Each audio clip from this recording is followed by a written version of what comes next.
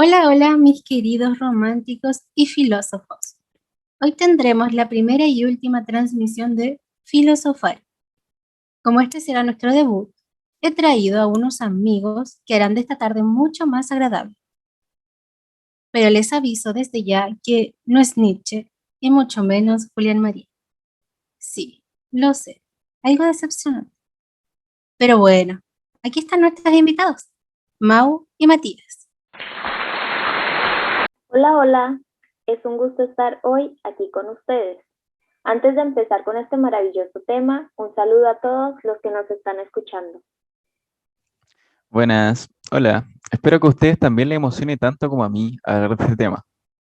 Y sin más preámbulo, ¿qué les parece si empiezo? Despacio, nadie te apura. Creo que deberíamos mencionarles a nuestros oyentes de qué hablaremos, ¿no crees? Bueno, el tema de hoy será el romanticismo y la psicología de las emociones. Entonces, Matías, ¿por dónde empezarías? Recuerda que yo no conozco mucho del tema y supongo que nuestro público tampoco. Mm, bueno, primero que todo, debemos considerar que existe una relación entre el romanticismo y la psicología de las emociones, o bueno, según lo que sé, si no me equivoco, fue Julián Marías quien señalaba que la estructura de la vida humana era empírica. Vamos, ¿lo dices en serio? Nunca había hablado más en serio. Pero, ¿a qué se refiere con que la vida humana era empírica?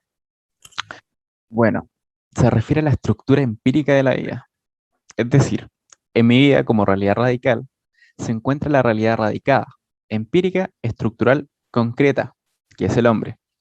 De ahí que la ciencia que estudia o analiza la estructura empírica, el hombre, no es la metafísica, sino la antropología. Así pues, el hombre es el conjunto de las estructuras empíricas con que se nos presenta la vida humana. Es la forma concreta de circunstancialidad. Por eso la estructura empírica de la vida, que es lo que María denomina hombre, es cerrada, a diferencia de la vida humana, que como estructura analítica es abierta. Bueno, después de todo, María sostenía que el hombre no es la realidad radical. Él decía, una realidad radicada que descubro en mi vida como las demás. Bueno, ¿y dónde queda la psicología de las emociones en todo esto? Bueno, pues Watson definió las emociones como reacciones corporales sobre estímulos específicos que en la experiencia consciente no es en modo alguno un componente esencial. Él la identificaba con reacciones de las que participan los intestinos, el estómago, la circulación y la respiración. Ah, ok, ok. Pero, ¿por qué están relacionados? Yo puedo responder a eso. Bueno, según lo propuesto por Darwin, las respuestas expresivas emocionales son innatas, dado que existirían programas genéticos que determinan la forma de la respuesta de expresión emocional, y si a eso le agregamos que Julián Marías definió a la persona como una criatura amorosa.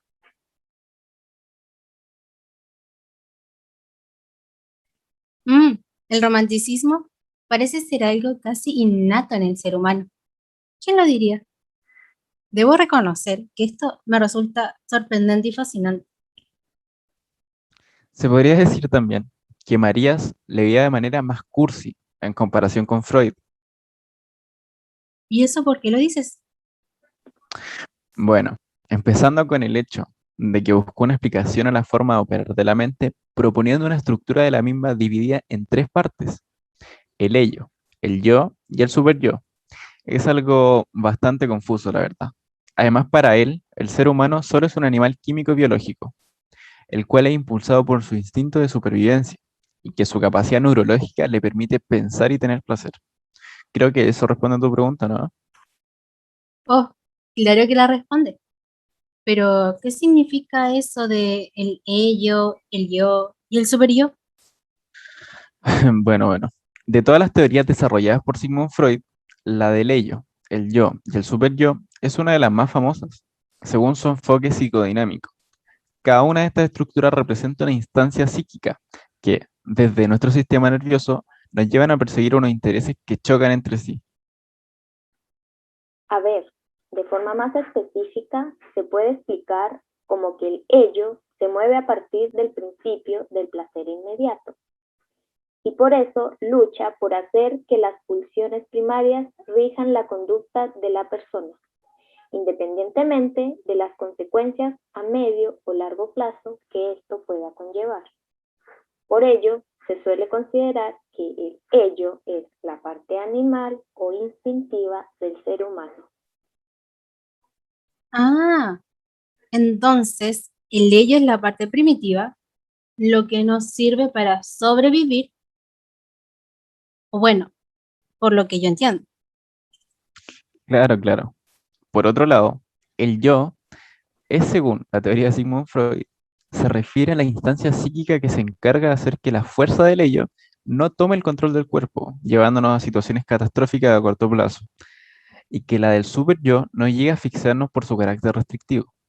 No es simplemente una entidad que limita la influencia de las otras dos, sino que tiene su propia agenda e intereses, que se rige por una lógica distinta, que sería la de lo pragmático y la supervivencia.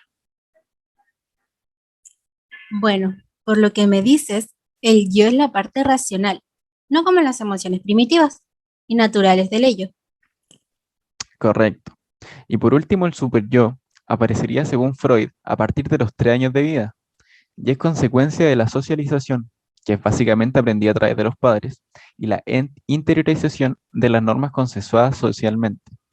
Es la instancia psíquica que vela por el cumplimiento de las reglas morales. Es por eso que el super yo presiona para realizar grandes sacrificios y esfuerzos con tal de hacer que la personalidad de uno mismo se acerque lo máximo posible a la idea de la perfección y del bien. Con todo lo que me han comentado hasta el momento, se podría deducir que el padre del romanticismo sería Julián Marías. Ya sabes, alguien cursi definitivamente debe ser el padre del romanticismo, ¿o no? Ahí te equivocas. El denominado padre del romanticismo es Goethe. ¿Quién? Goethe, pero se pronuncia Goethe. Es un tanto complicado, pero eso no es lo importante. Creo que lo primero que se debería saber es que para él la persona como tal seguía siendo una individualidad que se desarrollaba según su carácter propio. También defendía la idea de unidad entre teoría y práctica. Estaba convencido del carácter objetivo de las leyes de la naturaleza, cuyo desarrollo tiene como motor la naturaleza misma. No te mentiré, no me queda muy claro. Además, ¿dónde queda Nietzsche? Tenía entendido que también es importante en esto. Ya sabes, con lo de voluntad de poder y esas cosas. Claro que es importante, solo estábamos esperando a que lo mencionaras. Queríamos ver si estabas atenta. Bueno, lo destacable es que señalaba que el hombre no es un individuo, sino parte de un continuo existencial. Es un producto de fuerzas distintas de él, que no puede controlar. No es persona. No debemos olvidar que se basa en la reconciliación de la vida y la razón.